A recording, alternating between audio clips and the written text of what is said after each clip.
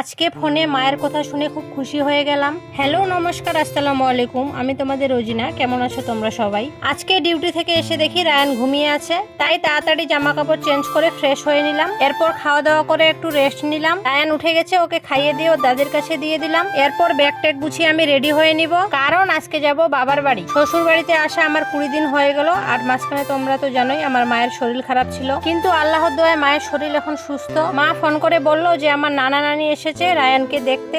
আমার নিজের নানা বেঁচে নেই, আমার মায়ের খালা খালু হয়, কিন্তু আমাদের নিজের থেকেও বেশি দেখেছে, খুব ভালোবাসে। আমি বললাম আমার শ্বশুর বাড়িতে আসতে, কিন্তু ওরা নাকি আজকেই বাড়ি চলে যাবে। তাই বিকেল 4টায় আমি রওনা দিলাম, হাতে রায়ান, সাথে দুটো ব্যাগ নিয়ে। আমার শাশুড়ি আম্মু টোটোতে তুলে দিল।